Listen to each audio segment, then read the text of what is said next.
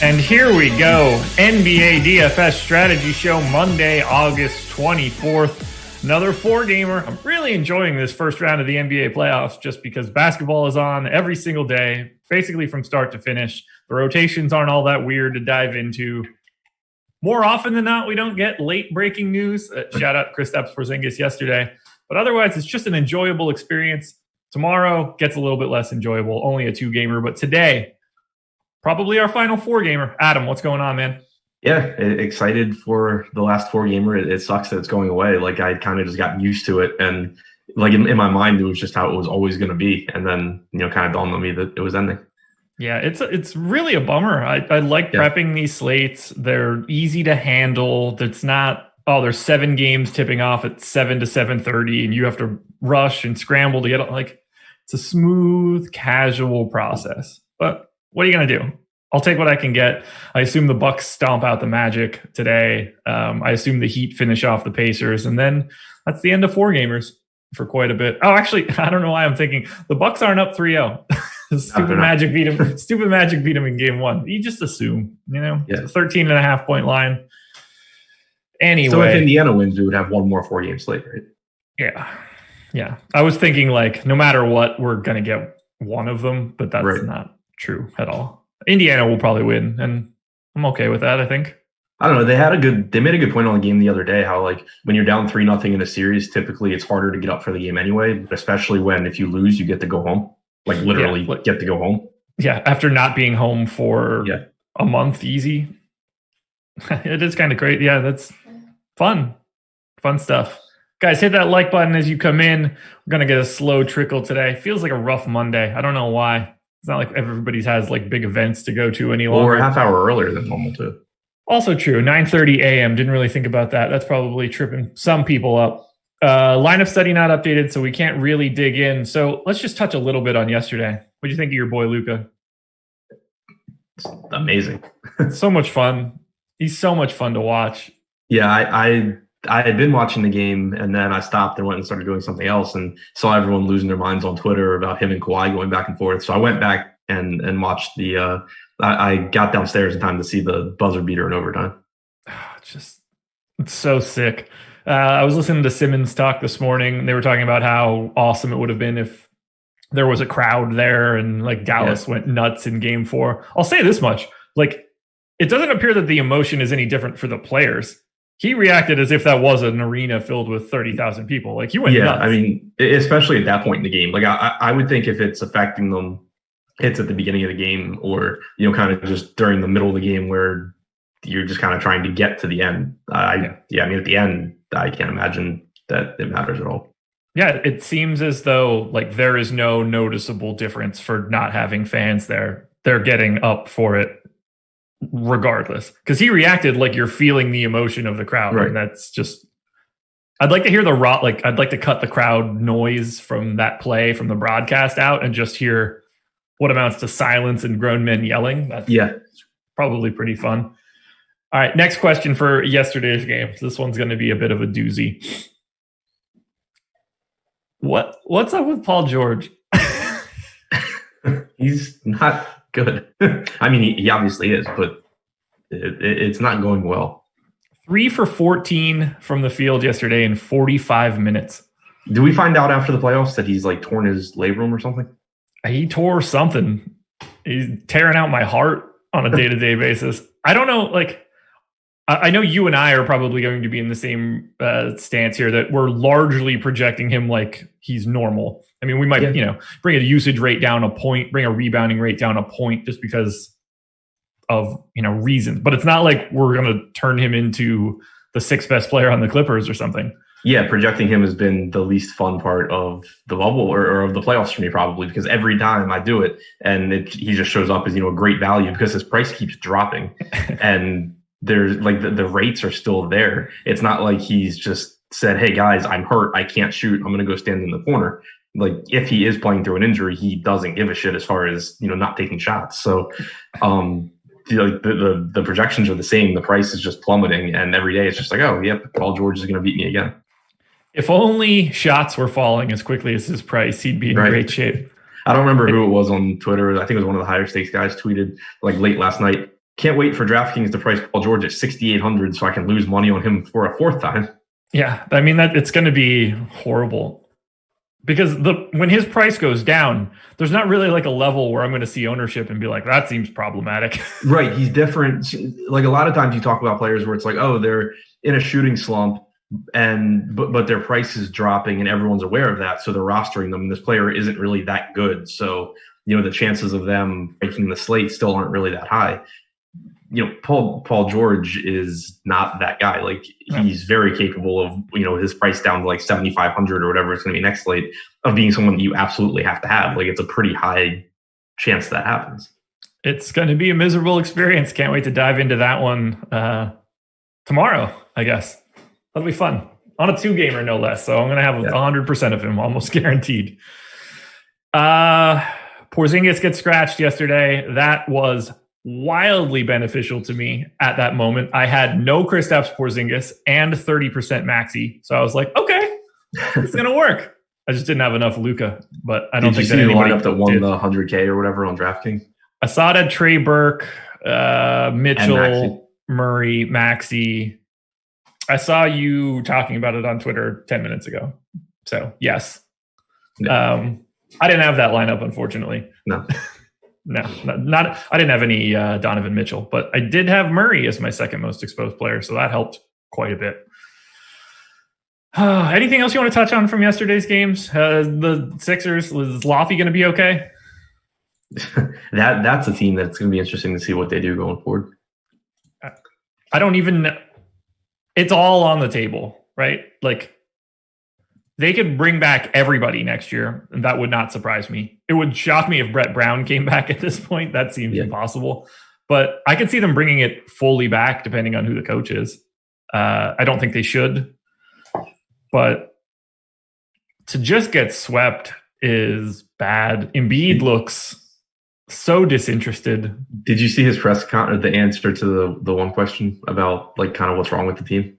No. I can only imagine. The reporter, said something like, so what's wrong with the team? Like, is it coaching? Is it just the way you guys are playing? Whatever.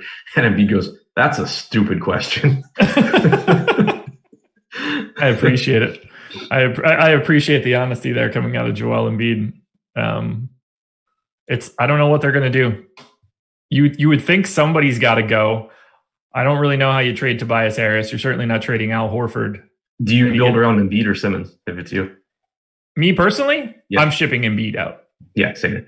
I don't even think it's close. I agree. And it's more from just the basketball standpoint. And I'll say this much. I think Joel Embiid is better than Ben Simmons. Right, exactly. That's what I was about to say. Yeah, like it's not – if you're asking like if both of those guys are at their peak, I think Joel Embiid is better on a basketball court than Ben Simmons. But I think Ben Simmons helps you win games more. Agreed. And I want to say that there's less injury risk. Ben Simmons has been kind of wonky as of late, but like I'm just not confident that like Embiid doesn't just have like giant problems because he's a giant human being. And that's I mean, I just think building through a center is really difficult to have like a really, really good team. And then Simmons, obviously lockdown defender. If he ever starts shooting, like he'll be better. But even without that, I mean, he's a key piece on a championship team, whereas I'm not really sure Embiid is. He's the Sixers version of Draymond Green from a couple of years ago. Like it's a guy that can guard multiple positions, that isn't a particularly good 3-point shooter. In this case, a guy that isn't a shooter in general. Shouldn't be that hard to find 4 guys that to go bombs away around him and just let him carve up, give him the lane. The blueprint is there, so to speak. Do you think they trade anybody? I don't know because I don't follow the cap situation. Like I know they're screwed in that regard. They don't. It's irrelevant for the Sixers scenario. They don't have it. They're not close to having it, and there's no real mechanism for them to have any whatever they're sending out, they're bringing back. Right. Yeah. I mean, my assumption is that the coach goes before they get rid of one of their stars. But how can Embiid be better, but Ben would help you win more? Sorry, but that means Ben is better, guys. No, not really. No, I don't agree. I'm happy that we were on the same page there too. Yeah. And I don't even know that like in this case though, I don't know that I really agree with the phrasing that Embiid's better. Like Embiid is the more dominant one like offensively. And like if you just watch a basketball game, Embiid's the one that like is more likely to take over that individual game. But Simmons is doing more to win the game. Yeah.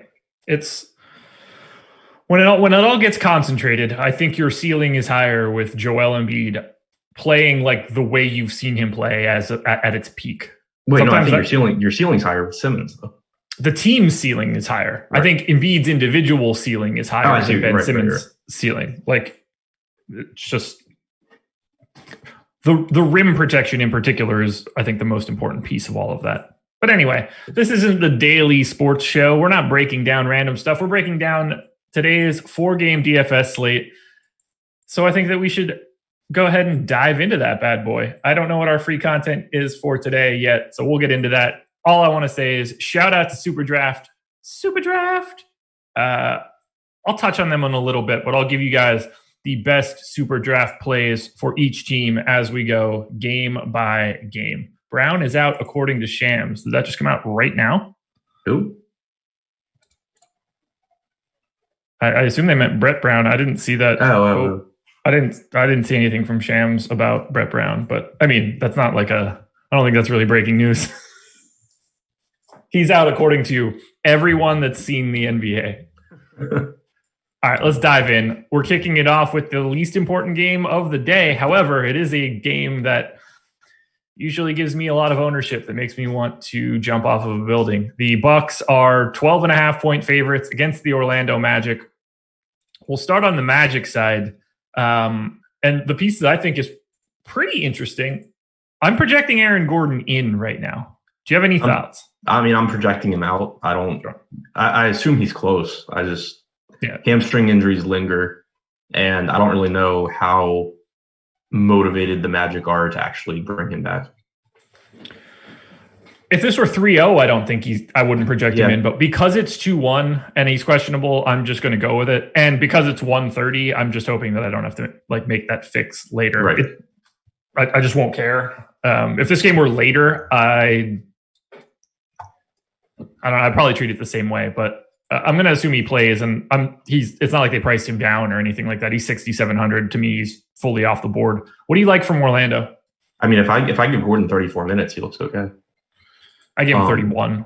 Yeah. And I mean, and by okay, I really mean okay, not like a great play. But I mean, Orlando's going to be really interesting and probably frustrating today because there's such little value on the slate. Like DraftKings pricing is good today.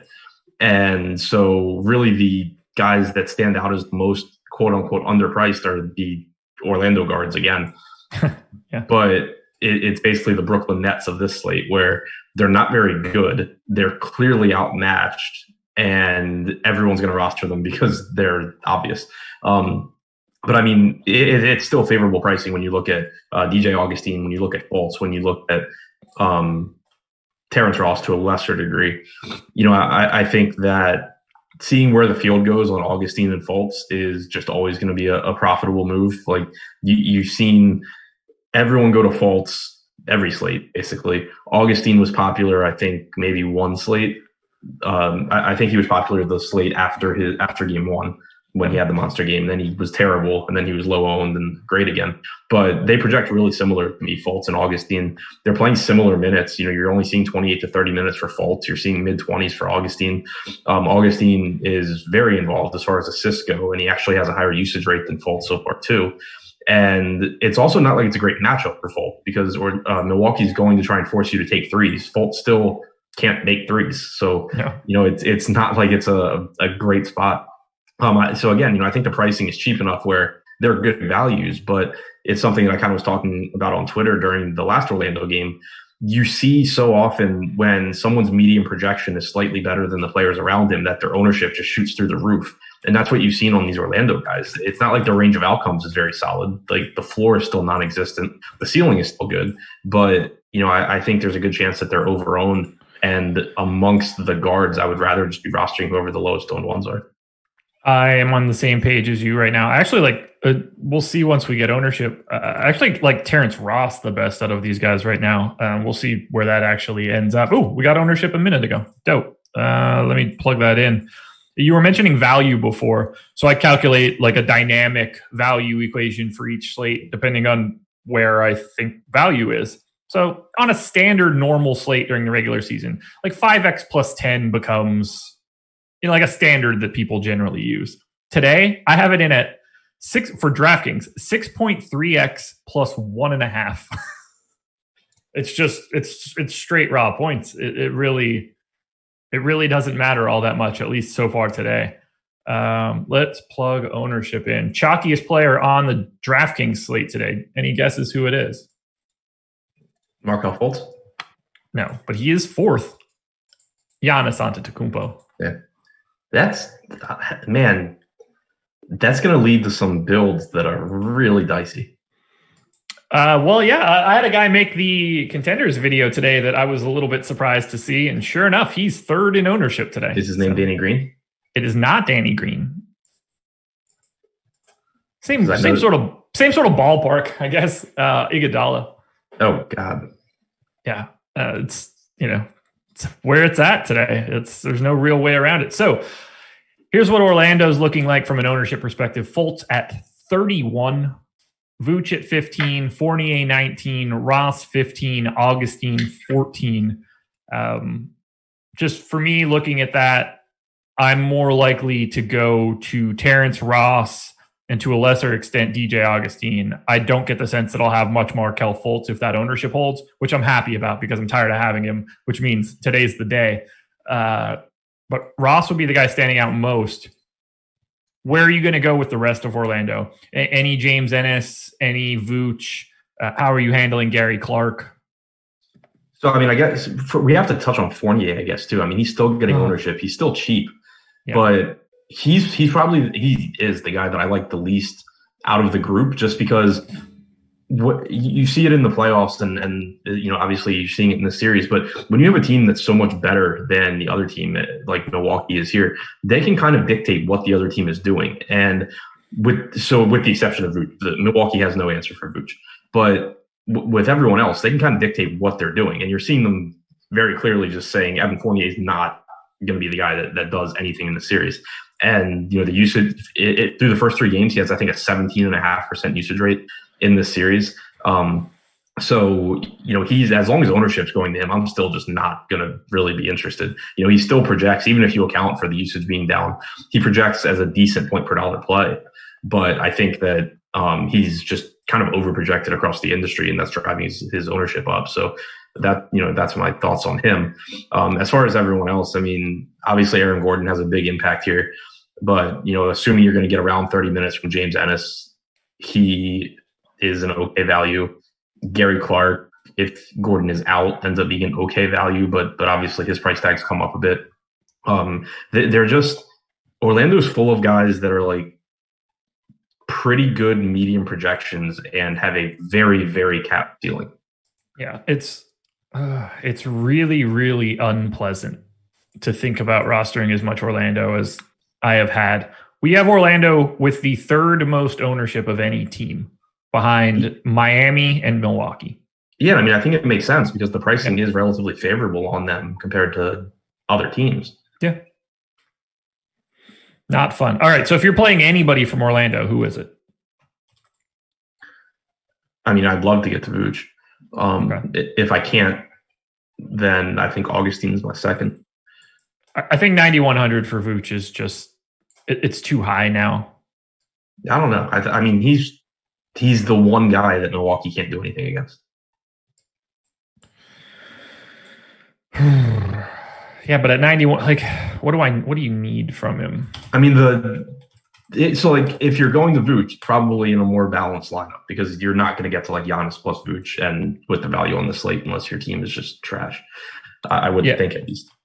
That's what I mean. So, like we have these 5 guys at 10-5 or higher: AD, LeBron, Lillard, Giannis, Harden. That's why it makes it like to get to Vooch, like really creates like a very different lineup construction. Yeah, because I mean, I guess he is close enough in salary to them where it's probably not that hard to get him up to like Davis or something. Yeah, but yeah, I mean, I've liked Vooch every game this series. I have very, very rarely rostered him because I think it's just been really tough to get there. I assume it'll be the same thing today, but I would love to get to whatever Vooch I can because it's Brook Lopez is a very good defender around the rim, but Vooch is going to pull him out to the 3-point line. He's going to get a ton of open threes, which has been the case the whole time.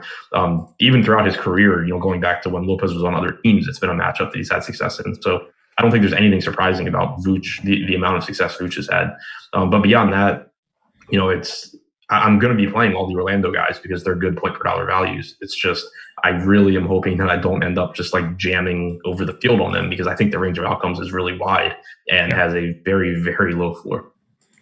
All right, well, let's slide over to the Milwaukee side where you kind of just look at it in like a group of 3.5 people, Giannis, Middleton, Lopez, and then whatever you think Bledsoe does for a particular day. And then you just start sifting through like 9 other dudes that are all sort of the same guy with different skill sets. What stands out most to you from Milwaukee? Obviously, Giannis. Yeah. I will say that I'm not really sure why, but I have him projected for like 3 points less than I normally do today. I have him at, I'll let you know when this thing stops spinning, 63.9. Actually, I think I figured out I have him at 32 minutes instead of 34, so that's probably the reason. I have him 0.6 of a point ahead of Harden and the highest overall scorer on the slate. Yeah, I haven't done Harden yet, but yeah, I mean, so obviously I love Giannis. It's just going to come down to a roster construction thing, and obviously I'll have a better idea of where I'm at on that when I come back for Live Before Lock because I'll have built lineups by then. But whatever Giannis I can get to, obviously, especially if Gordon's out. Not that you're saying Gordon's going to stop Giannis, but they at least have a body that is made to slow Giannis down. If Gordon's out, they just have no answer. Who's your favorite pay up option? I know we're getting, or do we want to save that for after we hit on a couple of these guys? Like that's sort of the discussion we're going to have here. Do you like Giannis more than those other guys? I mean, it's so close on this slate. And because I don't want to factor in blowout, but I mean, there's just so much more blowout risk in this game than like the Houston game, you would think. I mean, it's without question, it's a massively larger chance. Right. The question is, does that matter at all in the playoffs where if they're blowing them out, Giannis is still playing 30 minutes? Right. And that's the thing too. The game they lost, he played 34 minutes? Yeah. So realistically, he's losing like 2 minutes, 3 minutes. Not to mention, obviously if they blow them out, it most likely is because Giannis has, 30 and 20 or something. Right. So it doesn't matter much. It's really close between him and Harden for me. Davis, a pretty close third too.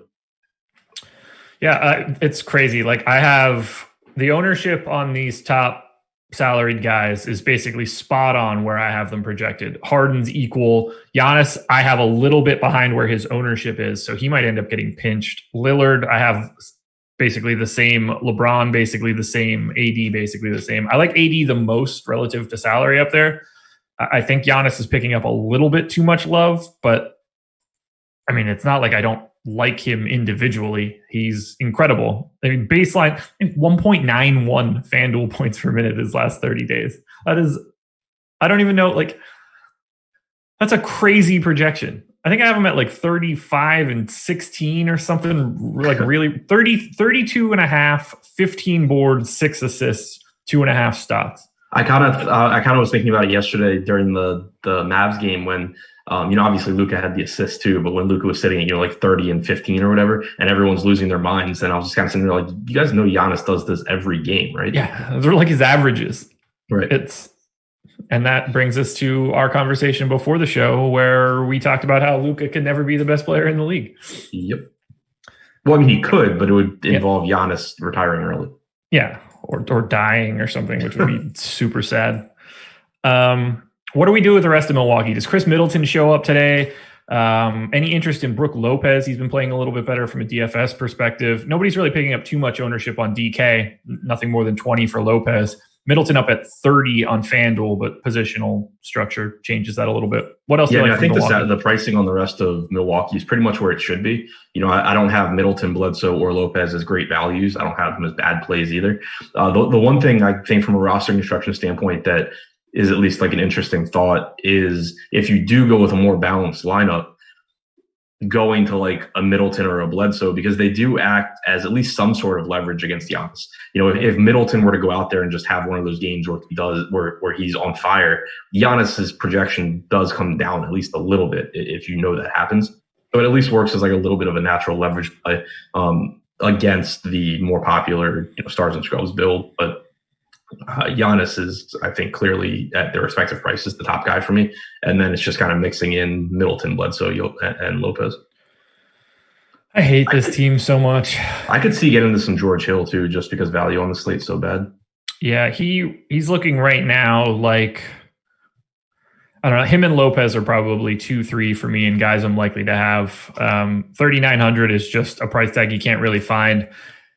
I just don't trust his minutes. It can literally be anybody that picks up a couple extra. And that's what you're really looking for coming out of Milwaukee. The guy that gets the extra 4.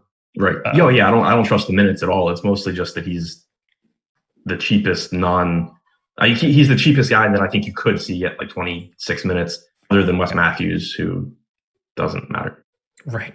Yeah. Well, I think we're on the same page there. Do you know what Wes Matthews is averaging in his last 30 days on a per possession basis or per minute basis rather? You mean like fantasy points? Yeah. 0.4? 0.44. That's some kind of awful. Like slates like this, I always look at them because I'm just like, there's no real good value. Like, is this today Wes Matthews goes and knocks down 6 threes? And it's like, yeah, no, probably not. He's too busy just being in Evan Fournier's jersey for half of a game. And he also doesn't do anything in the way of he doesn't do anything in the way of peripherals either. No. So even if he does go out there and get you like 20 points, he probably still getting you like 24 fantasy points. I was watching him track Fournier. I believe it was game 2. And game 1, you messaged me about it. It was a game. Was it game 1? Oh, it was the first one because Fournier was dreadful. Right. That was the day that like everyone was on Fournier. Yeah. And he was terrible. And then a lot of people still haven't figured it out. But yeah, it had very little to do with like Fournier not playing well. They were basically face guarding him like he was the best guy on a high school team, right, and just not letting him get the ball everywhere. I mean, it was really weird to see Evan Fournier get defended the way that he was. But I mean, it makes like think about it. Like they can't do anything with Vooch. Like they're just kind of they have to just eat that one. Yeah, you don't care about false shooting. DJ Augustine's whatever. Like Gary Clark wants to take 12 threes again. Bud's cool with that. Like Fournier is the one guy where they actually can do something about it and they actually have incentive to. Yeah, and it seemed to work wonders because Fournier has been a ghost during this series. All right, favorite play on each side of this game? Yeah, Giannis, Vooch. I mean, okay. I just named the 2 best players on both teams, obviously. Fantastic touting. Play guys that score a lot of points. There you go. That's what you should do on SuperDraft, where Giannis does not have a multiplier, but I think is still the best play for today. I've got him at the tops. Nikola Vucevic, 1.25x multiplier. That would be my main option coming from Orlando. Those 2 guys, for sure, the top 2 plays coming out of this game on SuperDraft. All right, let's talk about cheaper guys go. I do have a slight edge to DJ Augustine over everyone else. Okay. I'm leaning more towards Ross at this point. So get your Markelle Fultz points, rebounds, assists bets in now. It's mostly the peripherals for Augustine. Like he's just so involved as an assist option in addition to his usage being up during the playoffs. I just think it gives you a little bit better. And again, I have them all projected within a point or 2 of each other, but I just feel a little bit better about Augustine. Okay. That works. Oklahoma City and the Houston Rockets. Rockets are 3-point favorites. We still have no Russell Westbrook. So let's start on the Oklahoma City side. No crazy ownership coming in here. Paul, Gallo, and Schroeder all around 20 to 25 on FanDuel. That's the high. On DraftKings, Gallo at 27 on DK is the high. Everybody else is in the teens. When you look at Oklahoma City, what's the first name that stands out for you? Unfortunately, it's Steven Adams, but I have some thoughts on that too. It's also Steven Adams for me, so yeah, I'm excited-ish. I'm concerned about his minutes here. Interesting. Okay. Talk to me about it. So he played 35 in regulation last game. Then he got hurt, missed overtime. I'm assuming he plays today. But does OKC start going small? Like, it worked really well for them once they did it last game. Like, when they didn't have Adams, they played overtime small. They killed them in overtime. Yeah. But also, Lou Dort's the only guy that has shown the ability to slow Harden down. And he's been good at it. And so do you just see more of Paul, Gilgeous-Alexander, Schroeder, Dort, and Gallo? Because, I mean, I think you should. Yeah, I agree. I don't know if that's Billy Donovan's game, and I'm not entirely sure that Steven Adams is the guy that they try to do that with. Not that I think Steven Adams would say anything. Steven Adams, I'm quite confident, wants to win more than he's going to care if he's getting rotated out. I just don't know if they do that to Adams. Right. Yeah, I mean, it's so that's, a concern. The other concern is just that he has just been non-existent offensively to game one. Yeah. I understand that post-ups are inefficient and that it's playing into the Rockets if you kind of fall into that, because they do still have good post-up defenders, and because post-ups are inefficient. But I think you could maybe make an exception when you have Steven Adams posted up on Eric Gordon on the block, like, say, go to the basket, but he hasn't. So yeah, that's been the weirdest part of it for me. It hasn't even just been Houston. Just Gordon's any out. team. Aaron Gordon is out. Oh, okay. Well, good to know. Anyway, I thought you meant Eric, and I was just like, oh shit, like things are about to get real wild while we're on the show. I appreciate you clarifying. I've seen so many teams get this mismatch where their actual center is switched on to someone that isn't guarding them on the block, whatever size person that is, a beneficial matchup. And no one is looking for it now. And I feel like the pendulum is swung too far. Like, if Steven Adams can get a touch remotely close to the block, anything mildly deep, the first look that he should be doing is trying to score. Right. If he doesn't have that, something's there. Like, the Rockets do have several undersized but good post-up defenders. Yeah. But, like, there was one particular possession that just stood out because they passed it into Adams, and I think it was Eric Gordon. It might have been, I don't know, it was one of their, like, it was a guard that was not James Harden. Just, on Adams, and Adams just immediately, like, didn't even look at the basket, just kicked it back out. Yeah. I understand that some of these guys from Houston are strong. PJ Tucker is a fire hydrant. You're not like backing him down, but you're definitely getting a clean look from 5 to 7 feet. I would like to see Adams at least look for himself a little bit more. It's there. He was +5 in 35 minutes in game 3. I think that's helpful. Dort also positive. I think they start with Adams with the goal of just playing like they normally do. And if they get to a point where they need to switch, I think Adams is the first guy that's out of there, and Lou Dort is out there as well. The other key piece to all of this is I think that went as well as it possibly could have for Dort in game 3. 36 minutes. His defensive footwork was fantastic. They didn't even really need to help on him. He was getting to the spot. Have been helping. They were getting themselves in trouble because they were helping. Yeah. There is also a very likely scenario that James Harden just puts Lou Dort into foul trouble too. Yeah, of course. So they did get the dream scenario out of it in game 3. That's what gives me a little bit more pause. What are you projecting Adams for from a minutes perspective? I think I'm going to go 28, 29.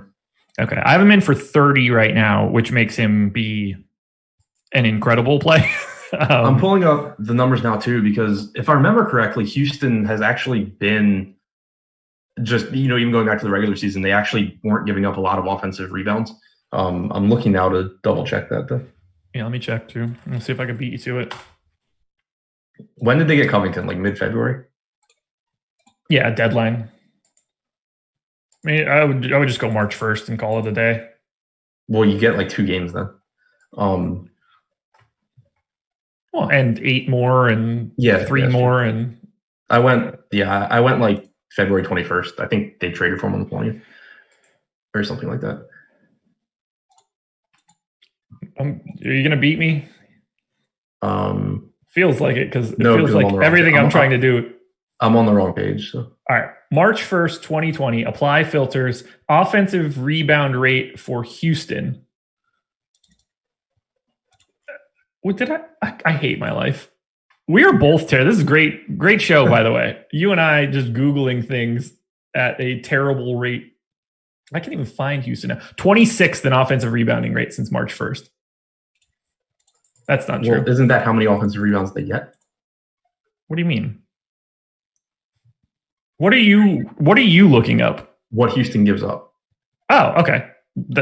We're talking about two different things then. They are 29th in defensive rebound rate right now since March 1st. So yeah, okay. So they've allowed, not good. I had to complete that. They've allowed since February 20th. They've allowed the most offensive rebounds per game. It should be good for Steven Adams. Yeah. Well, because my thought process was, for whatever reason, I thought I remembered Houston not giving up a lot, even though it doesn't make sense that they wouldn't. But right. And so then so much of Steven Adams' offensive game comes from rebounds and putbacks. But yeah, I don't really know why Steven Adams has been so uninvolved in all aspects offensively. I'll say this. If I leave Steven Adams at 30 minutes, he is my best play of the day relative to public ownership. That is not a journey that I'm looking to go on today. So I'm going to be able to walk that back, still get Steven Adams exposure, and not have to worry about him being in 75% of my stuff. Yeah, I mean, at 29 minutes, he's still a really good value for me. Yeah, I don't have a choice here. If I go to 28, I assume that he still looks about as good as it gets. What do you want to do with the rest of OKC? DraftKings has Dort at 4K. I was, when we pulled this game up, I was just like, I bet Dort's the guy that I can convince myself I should play at 3,300 and then be miserable. But like, even he's priced up. Yeah. What do you want with the rest of OKC? Do any of the guards stand out to you? They all look pretty comparable. I think that Schroeder is probably the most appealing just because he's the cheapest. You're kind of, all three of those guys are capable of taking over any one game. Yeah. I don't think there's any real way to predict who it is. I've said before that I'm generally playing two of the third, like at most two of the three. I don't think there's a lot of games where all three of them go nuts. No, I'm without question, I'm setting a rule of CP3, SGA, Schroeder, max 2. Yeah. In a weird way, like Gallo, you would think Gallo would be a part of some sort of group like that, but because he's not a guard, I'm just going to assume. I do it sometimes with Gallo, kind of depending on the slate. Yeah. But yeah, I mean, Gallo is a problem on his own just because, we talk about it all the time. Like he's good for 35 points and he's probably not getting more than like 37 and a half. Yeah, I think he's the most owned guy on Oklahoma City right now at 27%. I would expect to come in a bit under that. Let's top Dort, though. He's 4K, which is more expensive than I was expecting to see, but 4% owned. Is he going underrepresented? By the way, watching him shoot is not fun. Yeah, I mean, Doris Burke just imploring him to stop taking wide open threes. Yeah, just dribble to the hoop. Yeah, just pass the ball. Yeah, they're leaving you open for a reason. Yeah, it was funny at one point in time. I get it. Like, I would want to shoot it too, but I would dribble drive, make someone step up on you. You're a tank of a human being. Like, yeah, I mean, I don't know, but I'm assuming he's not the best dribbler. No, probably not. Not. Yeah, I mean, it's appealing because if he can stay out of foul trouble, he's going to play so many minutes. You would think. Yeah, and maybe he can make like a few wide open threes, but it's obviously not the most likely outcome. The most likely outcome is that either A, he manages to get in foul trouble this time, or B, he just plays defense the whole game and doesn't really do anything from a fantasy standpoint. I'll say this much, and I think we're probably on the same page here. If we have him at 4% all the way up until 130, we're both going to be over the field on Dort. Yep. Okay. Yep. Like, thoughts notwithstanding, if he is single digits in ownership, especially in that 4 range, there's just no reason to not have more. There's not enough value out on the slate. Like, I just had to adjust my TJ McConnell minutes. He didn't really play in game 4 or game 3, but he's showing up as like this insane value that is not the right path for me. Never mind, I just refreshed it, so I'll have the answer. If I'm looking at OKC, I think the most likely scenario for me is going to be SGA again, 11.9% ownership. So some sort of combination of SGA, Adams, and Dort are my favorite 3 plays coming from OKC. Not to say that I don't like Paul or Gallo. I just think that those guys are already owned where they should be. Schroeder in particular, not all that interested at 6,200. I was just looking to see where we had like the guys in like the 4K range owned on DraftKings, and I think the ownership actually is pretty much where it should be. Like Danny Green's getting 12%. He's kind of the same play as Dort, except better. Yeah. So I think like if Danny Green had been like 30% and Dort was 4%, I would say that like that's a mistake. But at 12% Danny Green, I'd rather just go there. So after adjusting Adams' minutes to 28 and getting rid of the nonsense that was pulling TJ McConnell to the top, Lou Dort, number 2 today, relative to salary. That's have fun. Relative to salary and current ownership. Okay. Like, that's just not ideal. Not ideal. But if that means that for every Lou Dort share I get more shares of AD and Harden and stuff like that, those are the guys that are truly going to break it. Because if any one of those guys go for 70 plus today, it is a full-on lock. You need it. Yeah. All righty, let's hit on Houston. But before we do, 775 people in here, 115 likes. Ain't going to cut it, folks. We need to double that number up. Let's get north of 200. Hit that thumbs up. It helps us out tremendously. I still don't know what's free today. Why would that be updated? Anyway, Houston Rockets, James Harden, 11-3 on FanDuel, 11-7 on DK. No multiplier on SuperDraft, but he is still my favorite play on SuperDraft coming from the Rockets. How do you go to Harden? You feeling it today? He got his most shots by far last game because he got 27 field goal attempts, but he also had 15 free throws. So that was good to see at least. I'd been somewhat concerned that they were keeping the ball out of his hands, but I think you're also seeing the prices come up more on the other expensive players. So Harden starts to look really good again.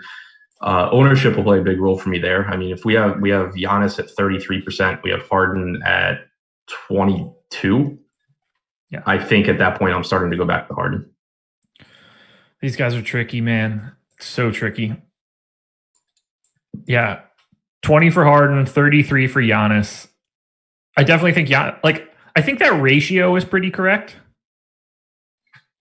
Relative to where I have them. The question is that too extreme? I don't think so.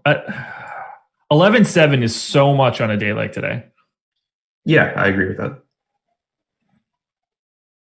That's a lot of ownership going to that 10K range. So I'm really intrigued to see where the biggest, who ends up slipping through the cracks as value and who doesn't.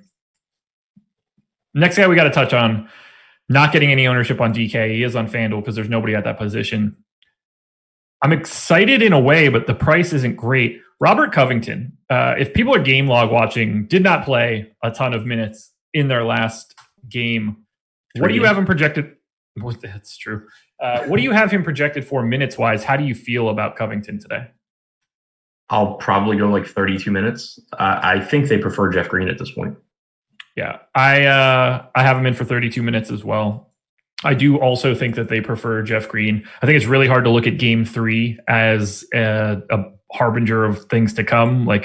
Foul trouble happened early, and then once Harden was gone, it's not like Covington's some sort of ball creator. They needed to go to a different direction that way. Point Jeff Green. Yeah. Austin Rivers, unfortunately. So I don't mind. Jeff Green was running point. Yeah, Jeff Green was running everything, honestly. I just kind of like the side pieces of Houston a little bit better. So I'm in for Eric Gordon. That's not going to be a fun ride. I'm probably in for PJ Tucker at 4,200, given the way this slate looks. So that should be just a full-on blast. What do you want to do with Houston? Yeah, I'll be going back to Eric Gordon, especially DraftKings. He has guard forward eligibility, so it's really easy to get him in the lineups. I understand him shooting poorly is his thing, so you can't just look and say, oh, he keeps shooting poorly, but the opportunities are there. He's taking 17, 20, and 24 field goal attempts, 6, 10, and 10 threes. So far through the first 3 games, he's 4 for 26 from 3. The opportunities are there at the very least. And as bad as, you may think he is, 4 for 26 is below what you expect from him from 3. So, I think, the minutes are there. That basically he's playing as poorly as he really can, and he's still getting 30 fantasy points a game. The upside for him to go, 40 plus is certainly there. I'll be right there with you on Gordon. Is it still Jeff Green season? Is he just good now, or is he about to have like Jeff Green, a normal Jeff Green down day? Jeff Green. It obviously scares me, but the way they're using him, he's involved in multiple ways. Like I said, when Harden was out, Green had the ball in his hands a ton. They're playing him a bunch of minutes every game. I think being a center is not the best, but it's also not the best center slate. You don't have a ton of really good centers here. So, yeah, I'm going back to Green. I wish his price were a little bit cheaper. Same. He might just have gotten to Houston like multiple years too late. This seems to fit him so well. Interesting. Like, this is sort of what I was expecting Rudy Gay's career to slowly look like, but it doesn't appear like it's going that direction. I don't know. Go Jeff Green, I guess. We didn't say anything about Daniel House. I don't really have anything to say. Like, he exists. Have some, sure. He's going to play probably like 34 to 36 minutes. You're hoping that he puts up a line like he did last game where he got, I think, 12 and 11. All right. Favorite play from Oklahoma City, favorite play from Houston.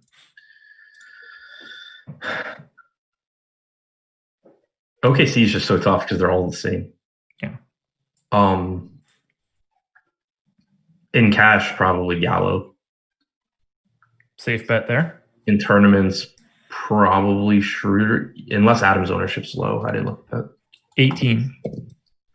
He's up to 22 now. Yeah, I think it's probably Schroeder.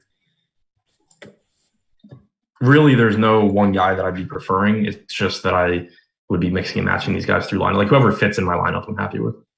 I think taking Adams is shrewd, but taking Dennis is shrewder. I'm leaving now. Shit, I pasted in the ownership in reverse. Yeah, I don't believe. If you want to get out of here, and chat, if you guys all want to get out of here after that one, it's fully deserved. I get it. Go ahead and hit that thumbs up if you like that joke. I'm going to see that number change from 182 to 180. All right, guys. But for real, hit that thumbs up. You didn't do a very good job of getting that over 200, so I'm going to ask again. But what I actually want to do is plug the promo code MAMBA, MAMBA. If you want to get a week of Awesemo Plus at half off, 50% off, it's $8.24. Kobe's jersey numbers. Today is Mamba Day. It is $8.24. You can get projections, ownership, boom bust tool, rankings, all sorts of other stuff. Access to our premium Slack channel for $8.24. Today is the last day that you can use this promo code. So if you want to sign up, it's the promo code MAMBA, MAMBA, $8.24 for a week of Awesemo Plus. Go ahead and check that out. 2 games to go. The Miami Heat and the Indiana Pacers. Let's start on the Miami side. Bam Adebayo, crazy ownership on FanDuel, 44%, where he is a power forward, and it shouldn't be too surprising. There are only like 6 of them today. On DK, it's just a sea of 18 to 25%-ish dudes. If you're playing on SuperDraft, get yourself Jimmy Butler at a 1.4x multiplier. How do you want to roster the Miami Heat for today? So, Crowder looks like a good value at 4,200. He's getting a bunch of ownership as well. Played 27 and a half minutes last game. Sort of kind of closed. Was literally on the floor for the closing minutes, but played 2-3 minutes in the fourth quarter. So, the playing time for him is still a concern, but he's cheap enough where he's going to be a decent point per dollar projection. You mentioned Iguodala's ownership being high. He's playing big minutes, but he's just not involved. I think that's the spot where it's a good point per dollar projection because he is so cheap, but it's just really, really unlikely that he is puts up a score that you actually need. I think if you fade Iguodala and he happens to go for 30 points, you got really unlucky. Based on the way that I have it set up right now, and it'll change a little bit, I have it that you need 23 and a half fantasy points from Andre Iguodala today to be like, well, that worked. I've never seen it like that before. And that's why you see Andre Iguodala showing up at 29%. Here's the question. Is Andre Iguodala like the optimizer play as if we were in baseball today? I think so, yeah. Yeah. I think so too. He might be a guy that I project what I think is incorrectly just to stop it from happening. I can't see a scenario where Andre Iguodala should be 29% owned. These are even though I think it's right, so to speak. Here are Andre Iguodala's usage rates in the first 3 games of this series: 5.7, 8.2, 3. Can't even add those fucking numbers together and get to 20. Right. He has taken 3, 4, and 2 field goal attempts and 0 free throws. What's really crazy is I've watched a lot of this series, more than I would like to, because it's just not fun. I feel like I've seen him shoot a ton. It's just clearly not true. But I've definitely been picking my head up while Andre Iguodala shoots at a disproportionate rate. and obviously, like, you can say, well, Andre Iguodala's never a high usage guy, blah blah blah. But he's never a 4% usage guy either. He's like a 12 to 16% usage guy, not single digits. What do you think you do with him? I mean, let's just say that 28.9% ownership holds. Your most likely scenario is significantly less? Probably, or at least in lineup. Because, I mean, again, it's so you don't want to talk about the stuff in a vacuum because it depends on the rest of your lineup. If you're making a stand like somewhere else or you're contrarian in a lineup, he is a good point per dollar value just because he's so cheap. So I'd be fine getting there. But yeah, I don't think if Iguodala is going to be one of the most popular plays on the slate, it's kind of like when Royce O'Neal is except an even worse version of Royce O'Neal from a DFS standpoint. It's just, is he capable of having his best game in, 3 months? Yeah. But if everyone's going there, the risk reward is the reward is higher by saying, I hope 30% of the field gets 12 points from this guy that they're rostering, than saying, I hope that Andre Iguodala has his best game by far so that I can still compete with 10,000 lineups that happen. Okay. Do you have like a list of everybody's salary in front of you quickly? I can. Okay. So we have Andre Iguodala at 3,500. He's projected for 29% ownership. Everybody that's 3,900 or below, the next highest guy is going to be Caruso at 14, who we haven't gotten to yet, but that's not really important. Do you see any natural moves off of Andre Iguodala that stand out to you? I'd rather go to Danny Green. Okay. I'd probably rather go to KCP. Okay. I'd rather go to Caruso. Factoring in ownership. Yeah. I'm 100% with you on the KCP call. You can make a real good case that just because of the ownership, like I'd rather go to Markieff Morris. I don't know. Fun. Or like Wes Matthews again. There's like Morris's minutes are just so capped. KCP, Green, Caruso are going to go, assuming Rondo's out, are going to go out there and run around the floor for. Rondo is out already. Oh, okay. I believe. I'll say I saw him walking after the game, so I mentally ruled him out, but I didn't know if that was official. They're at least going to go out there and be on the floor for 26 to 32 minutes. Morris can play as well as you want, and he's playing 18 to 20 minutes, most likely. He's doubtful. Okay. So we're not projecting him in, obviously. Okay, I just want to hit on some of those value plays at the bottom. Let's circle back to Miami, I guess. It's just a really tricky team. They're all like average dudes that get average ownership. Yeah. I like Crowder, as you mentioned. Tyler Hero looks good. I don't know why Duncan Robinson isn't seeing like a couple more minutes in this series, especially given that he was shooting like 18 for 14. He stepped on the floor in the fourth quarter last game. Well, that's good. That's good. It's actually kind of funny because he stepped on the floor. They went on a 6-0 run and then he got benched. Yeah. The tricky part is they're winning. And It's really difficult to like pick things apart when you're up 3-0. I mentioned it on Contenders today. Like from a DFS perspective, I think people think that Bam is like dreadful, but he's just being the guy that they need in this series. Like it's more important for Bam to be good for the Heat than good for our DFS lineups.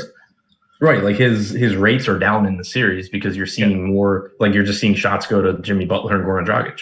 Yeah. But he's doing so much stuff to win games for Miami. Yeah. I don't get the sense I'm going to have a ton from Miami. I think they're going a little over-owned. Like I've been on Butler pretty well for me, at least right now, but I haven't finished adjusting stuff. But I think their salaries are pretty affordable. Like still 8,100 for Butler looks pretty good to me. 7,600 for Bam looks fine, especially because, again, on a slate where the Lakers are playing and the Rockets are playing and Steven Adams is playing, and Milwaukee's playing, center's not a great position. So I think Bam looks fine. Goran Dragic, I think, is still a good play at 6,500. Yeah. Playing 34 plus minutes. So yeah, I still think those guys are pretty solid, and they do kind of. I mean, not that it matters all that much because of how cheap Iguodala is, but as long as Jimmy Butler and Goran Dragic are still taking a million shots, it does help you kind of kill that Iguodala value play if that's not in the lineup. Very true. I just think Butler's priced a little too high. Like, he grades out really well, again, in a vacuum, but at 27% ownership, I think that he's already getting a little over-owned. And again, like, I haven't built lineups, so I don't know how it goes roster construction wise, but I know when he was 7,600 last slate, I had like close to 100%. So I'm assuming that at 8,100, I'll still have plenty. Yeah, and I was over on Butler in game 3 as well. I don't get the sense that that's going to be the case today. I think I'm going to have a lot of exposure to Miami, but it's going to be like 7 or 8 different dudes at 10 to 20. That's how I feel about OKC also. Okay. Well, let's talk about the Indiana side of this game. Malcolm Brogdon at 30% ownership. I'm kind of bummed that's as high as it is. I had a ton in game 3 that went really well. I don't get the sense that's going to happen again. Justin Holiday, I think, looks like a solid value at 4,200. And then Oladipo's at 24%. I'm not entirely sure that is ideal. What do you want to do with Indiana? Is this just the last we see of Indiana this season? Most likely, but their salaries are really affordable. Yeah. Brogdon, like, his salary came up, but he was so underpriced before that it's an example of he's still underpriced, I think. He's playing huge minutes. He's doing everything for the team. He's playing really, really well. I'm not looking at Brogdon's not an example of, he played well, his salary came up, now I'm getting away. I'm still really, really like Brogdon there. Oladipo, he's obviously not the same player that he was a couple of years ago, but even adjusting for that, he's still shooting a lot. He's still playing big minutes. He's only 6,300, and on DraftKings, he has guard forward eligibility. So I think he ends up being really useful from a roster construction standpoint. I'm just ready to not have TJ Warren around. I went from liking him to now I can't stand him because I've hated him ever since he got ejected like 2 minutes into the second half of a game where I finished like 5th in the Monster on FanDuel with him. The worst. Brogdon at 31% ownership is really wild. How high is that for the day? He's got to be one of the top 5. I think he should be. Yeah, I don't disagree. Like, to me, if you're if you're making an argument for why Brogdon ownership would be high, to me, it has nothing to do with Brogdon. It just has to do with the price range where, he may be the best play when you compare him to any other individual guy in that price range. But if you lump them all together and say, does Malcolm Brogdon beat all of them? The chances are pretty low. Yeah, like, I see Shea $100 cheaper at 11% ownership compared to Brogdon 30. I'm just more likely to get to Brogdon in that spot. And that's the example of, like, if I'm playing Andre Iguodala, I'm looking for spots like that where I can say, okay, I'll take the value on Iguodala that everyone else is taking, but I'll take, this 4-1 stand with Gilgeous-Alexander, for example. Do you have any thoughts on Justin Holiday? Not that I can say publicly. No, I mean, it's another. He started last game. He played 32 minutes. He'd been closing over Aaron Holiday anyway. He's not going to get usage. Like, he's playing with Oladipo and Brogdon and Warren. He'll get more than Iguodala will get. I think that he's another one where he's a decent value just based on the minutes he's going to play. I would feel a little bit better about him than Iguodala just because, again, he's going to be a little bit more involved. But I think I'm going to end up getting to him at 4,200. God, I really meant a little bit. His usage rates in the 3 games this series, 9.1, 9.9, 10.9. It's rare that you look at a guy's projection and see that you have him in for a 14% usage rate and think, I might need to dial that one back a bit. Yeah. I don't think it's going to make much of a difference. When you're making switches of usage from like 14 to 11, it just doesn't sting as bad. Right. Let's go ahead and walk that back right now. Let's just make it 12. I can't go too crazy. I don't think he's going to just always be a ghost. Yeah, I'm still in. I'll have a little bit. I think, really, it's just, to me, this is a slate where I think playing 150 lineups gives you, or playing playing the maximum you can in whatever tournament you're playing. But 150 obviously being the main example gives you even more of an edge than normal, because one or two of these value guys probably have a game above expectation. It's just that none of them are like the obvious one to do it. And so being able to mix and match those guys is going to give you a really big advantage over people that are saying, oh yeah, I'm going to just play 5 lineups and I'm just going to guess which one has a good game. All right. Favorite play from Miami, favorite play from Indiana. Brogdon and probably Butler. And I don't think that we mentioned it before, but I'm assuming that Iggy looks like a fantastic cash option for you. Yeah, I mean, he's going to be, for no other reason, because he's going to be so popular. Right. Like if you're playing 50-50s and you're not taking the quote unquote free square at 3,500, you're kind of just lowering, you're not increasing your upside, but you're just lowering your downside. Very, very true. All right, you guys, we've got one game left to go. So got to give you my shout out to SuperDraft.io, presenting sponsor of our NBA product. Basketball, baseball, golf, MMA, NASCAR. NFL is going to be here so soon. I don't know how long that season's going to last, but that won't matter at SuperDraft because it's week by week. So, play there anyway. Use the promo code Awesemo10. Get yourself, I think it's Awesemo10. God, I don't have it in front of me. I'm losing my mind. Awesemo10. God, like I didn't know it.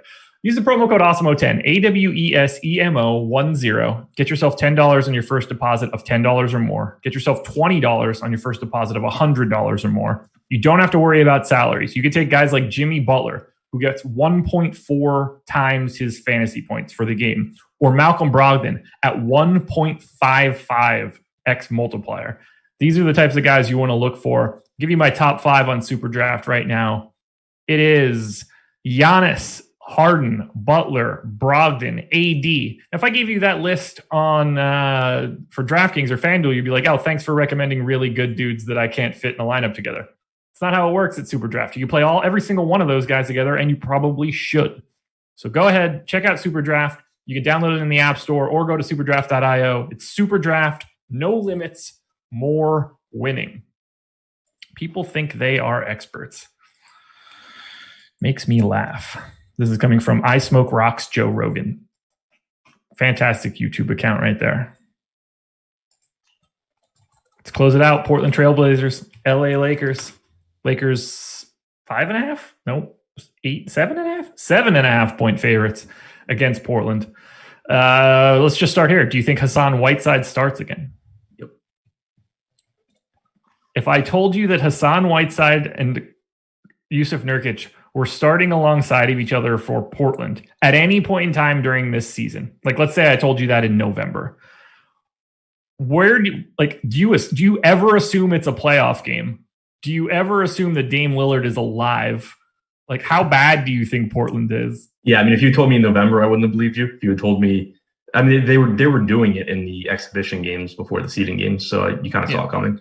But yeah, if you had told me in November, I would have thought things went really sideways. It's incredible. Well, actually, if you had told me, I don't remember when they signed Carmelo. If you told me after they signed Carmelo, if you told me before Carmelo, I would have been like, yeah, they probably just got tired of Nasir Little. Yeah, halfway into the season. Yeah, ish, something like that. I don't understand how they're doing it. I don't understand why it doesn't seem to be just fully dreadful. Are the Lakers just that unappealing? I mean, I don't think I haven't watched one of the games, but just from following beat writers and them tweeting about it, it's been beneficial, at least according to them, as far as rim protection goes, and at least somewhat keeping Anthony Davis from just doing whatever the hell he wants. Yeah, which is crazy because it shouldn't. That's what's crazy to me. Right, which that's the other side of it, is the Lakers beat writer saying if Anthony Davis just realized he could do whatever he wants, he still would. Yeah, there is no scenario where either one of those two big men can guard Anthony Davis on the perimeter. It's just not happening. And particularly not happening for Hassan Whiteside. This is craziness. This is basically we talk so much about Philly being they don't have enough shooting on the floor. Ben Simmons can't shoot. Joel Embiid doesn't look great when he does it. full stop. Yusuf Nurkic and Hassan Whiteside are not going to be like knocking down 25 threes a game here. For some reason, I guess Dame Lillard, it just works here. Who needs spacing when you can just shoot from the logo? Yeah, it's also, I guess. This Portland team is so weird to me. I don't know what they do next year. I don't know what where they try to go. I don't think they can ever win anything without like blowing it up. And I don't think there's any chance that they blow it up. So and weird. Also, to be fair, you're not getting a ton of minutes of Nurkic and Whiteside alongside each other. Like you're getting some. Yeah. But like last game, Whiteside played 25.7, Nurkic played 35.2. So that's 12 minutes alongside each other. Yeah. Miguel Fernandez says they miss Zach Collins. They miss what they want, what they think Zach Collins can be. He's never really been it, unfortunately. So the problem here is that Hassan Whiteside is probably the best play on the Blazers today. Yep. And the ownership is already there at 31%. How do you manage the Blazers today? I mean, I'm going to roster Whiteside. I think that you have to account for the fact that he is playing, half to 33 to 50% of his minutes alongside Nurkic. So you do need to make sure that his usage is coming down from, like his season average, and his rebounding rate is coming down from the season average. But still, if you're expecting around 26 minutes from Whiteside and you're as value starved as you are on the slate, like just from a ceiling standpoint, Hassan Whiteside at 4,800 or Justin Holiday at 4,200, it's not even the same ballpark. No. So that's why I'm much more interested in Whiteside as value than I am in these other guys, because I think it still, like, there's a really low floor for Whiteside, no doubt about it. But the ceiling just is off the charts compared to the other cheap guys that are getting ownership. So I'm much more in on going to Whiteside than the other value we talked about. Yeah, I think he is in it. Like, he's number one on Portland today. And I don't think that there's anybody that I could classify as number two that would make that the right sort of progression. It's a very steep drop off. There's no other real ownership coming in here. Melo at 11% is the second highest. I think I like Gary Trent if he's fully unowned. I don't expect to have much Portland here. Is that a leak? Do you think that with them projecting so little ownership, going to Portland is a better GPP play? I mean, I think it makes them better GPP play. The thing is, outside of Whiteside, none of these guys are going to project as great plays, which is why the ownership's going to be down. But typically when that's the case, when there is high upside as the Portland guys are from a DFS standpoint, typically it's going to make them good tournament plays. The problem, though, is that, probabilities still come into play. And it's not like you're just saying, I just need Damian Lillard to beat LeBron James at a fraction of the ownership. That's one thing. But you're saying I need Damian Lillard to beat LeBron James, Anthony Davis, Giannis, and James Harden. All of them. That's still a really low probability thing, especially when you're talking about Harden's playing without Westbrook and Giannis is playing against a team that doesn't have any length to defend them. So, that's a low probability thing. You look at CJ McCollum, who I think, you could certainly use as that pivot to like a Brogdon or a Butler or whatever, but there's so many guys in that range again where it's still pretty low probability. I think beside Whiteside, Melo is probably the one that I'm most interested in, especially if he's not getting much ownership. I thought he might since he had a big game last game, but he's playing really big minutes. He's at a position that's a lot weaker. Dame and McCollum obviously at the guard positions, Melo at the forward positions that are a lot weaker. He's still not expensive. So I do have interest in him and just hoping that it's a game where, he has a big game again. I think he'd be my second Portland guy behind Whiteside. Okay. Yeah, he's the third highest guy relative to salary behind Whiteside and Gary Trent. Yeah, the Lillard one's tough. Like, I have him pretty far behind the other four expensive guys on the slate. I just don't see a reason why I would get to a lot of him. I have Lillard as a good play. I just have him as not as good a play as the other four. I don't even have him as a good play, honestly. How many minutes do you have him at? 41. Oh, yeah, I'm at 43. Okay.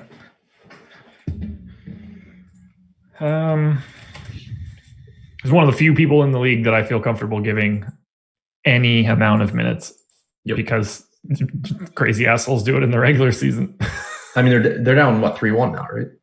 Yeah, I'm going to bump it up to 42. I'll say if barring injury or foul trouble, there's a better chance he plays 48 minutes than 38 or less, right? Yeah. Yeah. One rotation out in the first half and then right. Like that's my expectation is he sits once in the first half and that's it.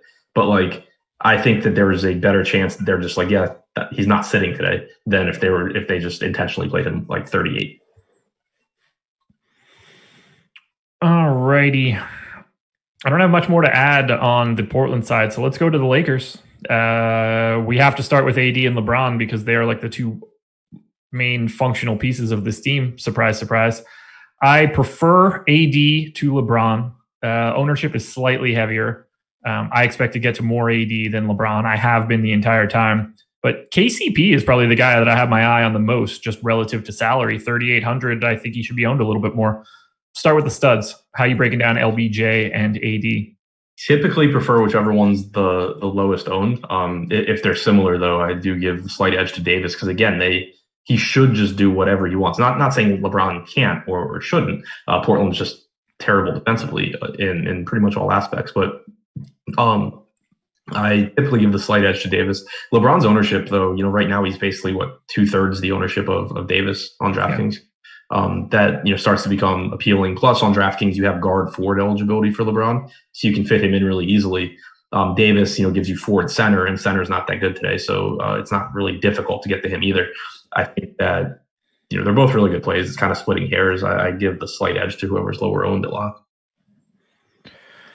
I can't stop going to AD. One, I'm happy that it breaks out that way in my sheet, but two, I just can't stop looking at this matchup and thinking, hey, Anthony, if you want to realize that you're in this game, feel free to do it. He did it in the second half. He started being ultra aggressive. He did it in game two. What, game two? Yeah. Yeah, so this series is 2-1, not 3-1. Right. Yeah. Okay. But in the first half of game three, like he was just, they were pushing him around and he looked like grumpy because someone was deciding to play against him. Right. Just jam it down their throat, man.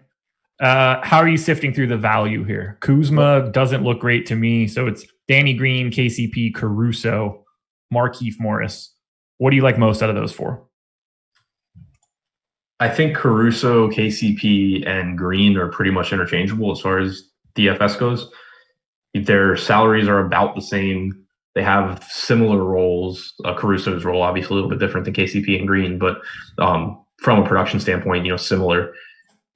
It's just I like rotating through these guys at the expense of like Iguodala in tournaments and Holiday in tournaments. I think that makes a lot of sense. What are you projecting Caruso's minutes right now? 26-ish. Okay. I don't know what they're going to do there. Like I expected to see more waiters in this series. I went to J.R. Smith in game 3, which caught me off guard. Because J.R. Smith is never the answer, just in case anybody's curious. And is Dion Waiters? To me, he's more of an answer than J.R. is.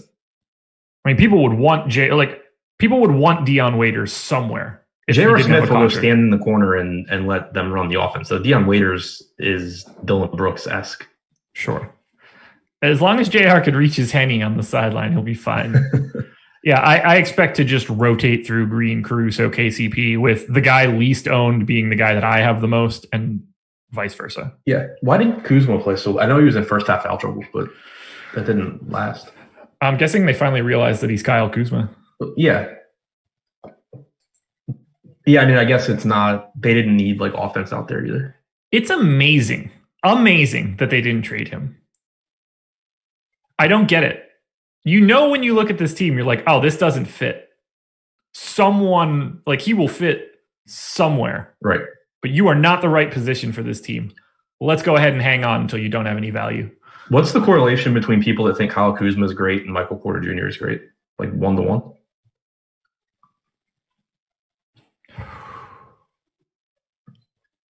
Well, no, I see them as totally different. Currently, not what they can end up being. Well, I think Michael Porter Jr. is actually currently good offensively. I don't necessarily think Kyle Kuzma is good offensively either. Yeah, that's fair. I actually like Porter's offensive game now. It makes no sense that he didn't get dealt at the deadline. He is a guy that is useless to the Lakers. It's craziness to me. Unless you know something about LeBron and you're like, LeBron's going to retire at the end of the season, which he's not. So anyway, favorite Portland play, favorite Lakers play? Whiteside and I mean, it's obviously LeBron or Davis, but I would say as far as favorite in terms of like getting to in tournaments to hopefully get lucky, Green or KCP or Caruso. Let's sum it all up now. Favorite plays on DraftKings for today? Harden, Giannis, obviously. Brogdon, Oladipo, Eric Gordon, Whiteside, Lakers wings. Okay. Kind of trying to go through all the salary ranges. If I just go in order of my top guys, ignoring ownership, Whiteside, Giannis, Brook Lopez, Iguodala, Adams, Brogdon, AD. If I talk about it from a leverage perspective right now, Tucker, Dort, Trent, Justin Holiday, Brook Lopez, Terrence Ross. Those are going to be the guys that will probably make or break me in a GPP scenario. If I'm paying up, though, and I think this will be the last thing before we sum it all up, rank your top 5 studs today. Aren't there only 5? Hence, ranking the top 5 studs. I see what you're saying. Yeah. Harden, Giannis, and then like a little bit of a drop. Davis, LeBron, and then a little bit of a drop. Dame. Okay. I'm going to go Giannis, AD, Harden, LeBron, and then a drop to Lillard. Man, people probably look at that and think like, you guys are crazy, man. Dame's incredible. It's like, yeah, but 53-3 isn't going to get me there. That's it, man. I'm very aware of how incredible Dame is. I think he's cost me about $250,000 in the fourth quarter of the day. Well, that'll do it, guys. Thank you for joining us. Thank you to SuperDraft for being the presenting sponsor. We got the MLB strategy show coming up here at 11, and then at 12:30, Adam, you and who for Live Before Lock? Jason. There you go. Adam and Jason Floyd back for Live Before Lock at 12:30 as we lead into Orlando and Milwaukee. Last chance to use the Mamba promo code today is August 24th. Don't have any other options. 1137 and 300 likes. I guess I was slack today. If you guys are still sticking around, hit that thumbs up on your way out the door. We'll give Jordan Klein a couple extra minutes to get swapped over to the baseball show. Adam, any last thoughts? I'll be back at 12:30 with Jason. I'll have hopefully a better idea of what I'm doing lineup-wise. There it is. Jordan Klein, play that music, man. We out. Good luck.